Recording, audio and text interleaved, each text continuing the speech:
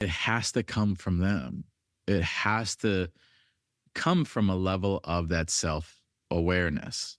Like, I know why I was a bachelor for so long. I know why I didn't see the point of long-term relationships. I know why when I would be in multi-year partnerships, women would say, I feel like I'm not really with you. And at the time, I'd be like, what are you talking about? We're together. We're in a relationship. Now I see exactly what they were talking about. I know where that comes from. I know exactly where that comes from.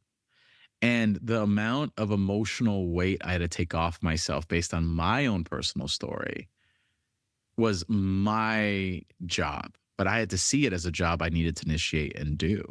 And by seeing that there was a path forward of, it's not that I can't change, it's that I realize this change is necessary. And what I'm currently doing is not sustainable. But again, it's that mental processing they must take in terms of their own accountability. So I don't want, again, everyone to beat themselves up with the people that need to change. I know you're probably thinking, can he change? Will he change? Should I leave him? Again, he needs to give you some comfort based on his own self-accountability. And if he's not doing that, then we're struggle busting a little bit. Again, you got to ask yourself, like, if nothing changed in the next 2 years, how would that feel? And what are some manageable small actions within the next 2 years that will make you feel this relationship was worthwhile? And you got to ask yourself those big questions, because if there's no path forward with that, if that feeling is overwhelmingly unbearable, then maybe we have to end this.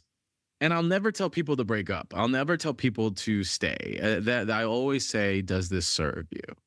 And it could get really scary, especially if you put years in, especially if you put memories into this, especially if you put life into each other, you know? And I get the fear of ending something because you see this potential, but they just won't shift. And I'll never say, like, hey, tell them you're going to break up with them, just to be like, well, if you don't do this, I'm going to leave you. If you don't do this, then it's over. If you don't do this, then I'm out the door. If you don't do this, then you don't want to dangle a carrot of something that's really scary. But it is important to verbalize and share. I love you. I want to spend the rest of my life with you, I think. It's just these moments and things make me feel separated, and it hurts me. And in order for me to feel like I could do this next stage, I just need to see these actions or see this progress or see this thing, because I think that's what I really need at the end of the day. And I'm not out here to judge you. I'm not out here to try to hurt you or say that you're not enough. But I just know, speaking to my inner child, speaking to myself, speaking to my future, this is just something that needs to be a part of it. We could work on you only brushing your teeth once a day. That's a little gross. We talked about that. We could work on that. That's fine. But if we don't have a future here, then I don't know how long I could stay. Again, I don't say this to dangle a carrot over. I don't say this to pressure you. I'm saying this because I love you. And I know this is a part of the process, and I'm willing to support you through that. But if you don't see that, then I don't know how long we could do this. And it's not an easy conversation, but we have to lean into the uncomfortability.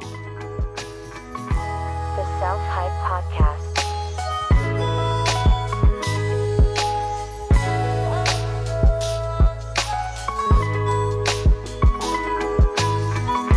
The Self-Hype Podcast.